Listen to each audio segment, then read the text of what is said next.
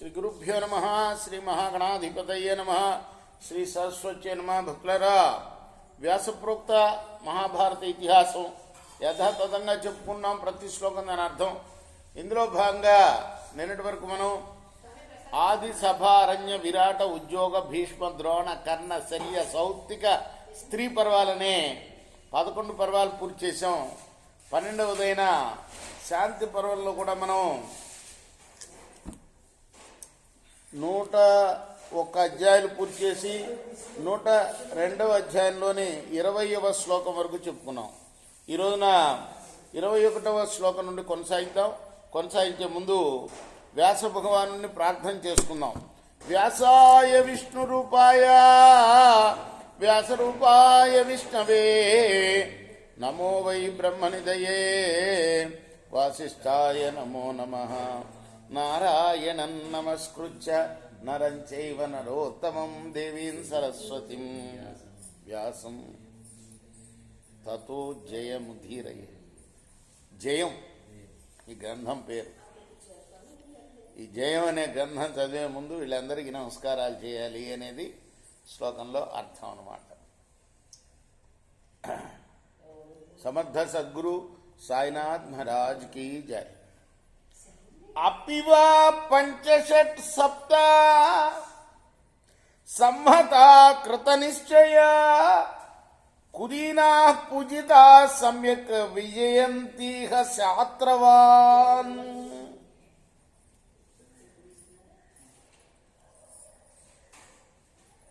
శత్రువులపై మంచి విజయాన్ని గనక సాధించాలంటే రాజగౌరవం పొంది పరస్పరం సంఘటితంగా ఉన్న 5-6 లేక 7 అయినా కూడా కృత నిశ్చయులై ఉన్న వాళ్ళైతే వాళ్ళు ఖచ్చితంగా విజయం సాధిస్తారు.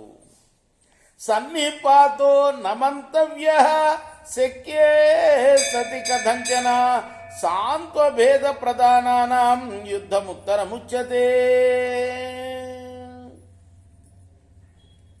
అనేక సార్లు చెప్పారు ఈ యుద్ధ ధర్మాల్లో భీష్ముల వారి ధర్మరాజుకి.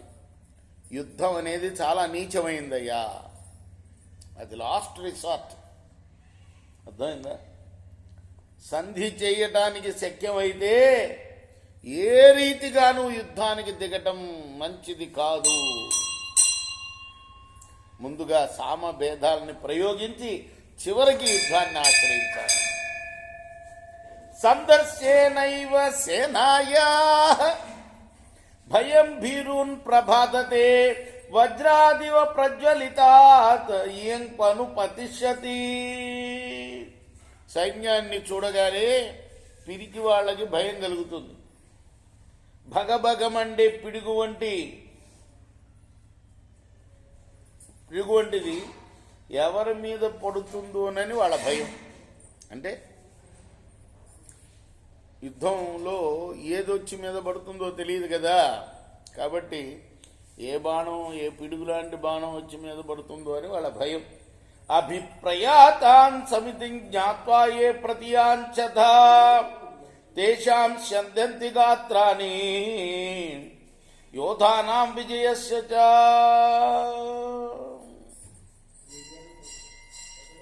సైన్యం యుద్ధానికి బయలుదేరిందని తెలుసుకొని దానికి ఎదురు నడిచే వారికి విజయం పట్ల మక్కువతో చెమట పడుతుంది వాళ్ళకి. విషయో వ్యధతే రాజన్ సర్వహసస్థాణు జంగమ అన్య ప్రతాపతస్థానాం మజ్జా సీదతి దేహినాం. రాజా, ధనరాజా, భీష్ముడు చెప్తున్నాడు, యుద్ధం సంభవించినప్పుడు దేశంలోని సమస్త స్థావర జంగమాలు కూడా వ్యధ చెందుతాయి. కొత్తగా వింటున్నాం. ఏమిటి? స్థావర జంగమాలు కూడా. స్థావరాలంటే చెట్లు కూడా భయపడతాయట యుద్ధం వస్తుందంటే. ఎందుకు చెట్లను కూడా పీకి యుద్ధం చేస్తారు కదా. లేదా యుద్ధగణాలన్నీ తరలినప్పుడు అడవిలో బస చేయటమే మంచిదని చెప్తారు. ఎందుకు? అక్కడ కాయలు అవి అన్నీ దొరుకుతాయి కదా. అలా కూడా హింసిస్తారు చెట్లని. అందుకోసం స్థావరాలు కూడా భయపడతాయి. తేషాం సాంత్వం క్రూరమిశ్రం ప్రణేతవ్యం పునః పునః సంపీడ్యమానా హి పరై యోగమాయాంతి సర్వతః.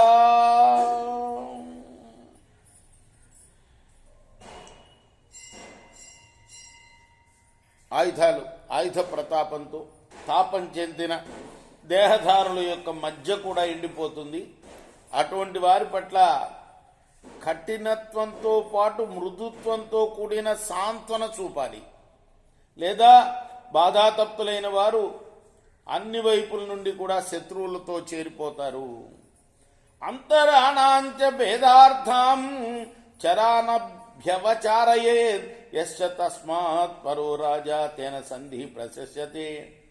శత్రువుల యొక్క ఆంతరంగికుల యొక్క మధ్య భేదం సృష్టించడానికి గూఢచారుల్ని నియోగించాలి. అంటే శత్రుపక్షంలో ఉన్న వాళ్ళ దగ్గర ఉండేవాళ్ళు ఆంతరంగికులు ఉంటారే, వాళ్ళ మధ్య విభేదం సృష్టించడానికి ప్రయత్నం చేయాలి. అందువల్ల బలవంతుడైన శత్రురాజు సంధి చేసుకుంటానికి చూస్తాడు. ఇప్పుడు జరుగుతున్నవి అవే కదా, దేశాలకి మధ్య జరిగేవి ఇవే. ఇప్పుడు అదే వాతావరణం ఉంది, యుద్ధ వాతావరణం ఇప్పుడు దేశాల మధ్య ఉంది. ఏం చేయాలరా? సంధి చేసుకోవాలంటే వాడిని వీకెండ్ చేయాలి కదా. ఇప్పుడు అమెరికా వాడు ఏం చేస్తున్నాడు? వాళ్ళు వీకెన్ అవ్వటానికి ఉక్రెయిన్ సహాయం చేస్తున్నాడు. అర్థం కాల? రష్యా వీక్ అవ్వడానికి. అట్లానే అది యుద్ధ ధర్మం అని చెప్తున్నాడు భీష్ముడు. ఎదటి పక్షం శత్రుపక్షంలో ఉన్న రాజు దగ్గర ఉన్న ఆంతరంగికులు ఉంటారే, వాళ్లకు మధ్య ఉక్రెయిన్ అనేది వాళ్ళది. రష్యా ఇదివరకు యుఎస్ఎస్ఆర్లో ఒక భాగమే, అది వాళ్ళ ఆంతరంగికులే కదా. వాళ్ళ మధ్య భేదం సృష్టిస్తే వాళ్ళు కొట్లాడుకొని తెస్తారనమాట. అది అర్థం. దానికోసం గూఢచారులు నియమించాలి. అందువల్ల సంధి చేసుకుంటానికి ప్రయత్నం చేస్తాడు. నహి తస్యాన్యథా పీడా శక్యా కర్తుం తథా విధా యథా పార్థం విత్రేణ సర్వతః ప్రతిబంధనం. అలా చేయకపోతే అతనికి అటువంటి సంకట స్థితి కలిగించడం సాధ్యం కాదు. అన్ని వైపులా సంకట స్థితి కల్పించేలా శత్రువులతో యుద్ధం చేయాలి.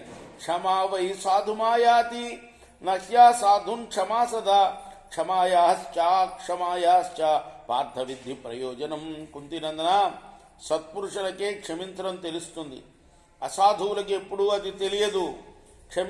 క్షమించకపోవడం వల్ల కలిగే ప్రయోజనాలు కూడా చెప్తాను, తెలుసుకో అంటున్నాడు. విజిత్య క్షమణామస్య యశో రాజ్ఞో వివర్ధతే మహాపరాధేయస్మిన్ విశ్వసంచపి శత్రువ. శత్రువుని జయించి ఆ తర్వాత క్షమించే రాజుకు కీర్తి పెరుగుతుందయ్యా. అతడు మహాపరాధం చేసినా కూడా శత్రువులు అతన్ని విశ్వసిస్తారు. రేపు మనం 31వ శ్లోకం నుండి కొనసాగిద్దాం. కృష్ణార్పణమస్తు. సాయి కృష్ణార్పణమస్తు. స్వస్తి ప్రజాభ్య పరిపాలయంతాం న్యాయేన మార్గేణ మహిమేషా. గోబ్రాహ్మణేభ్య శుభమస్తు. నిత్యం లోకాః సమస్తాః సుఖినో భవంతు. కృష్ణార్పణమస్తు. సాయి కృష్ణార్పణమస్తు.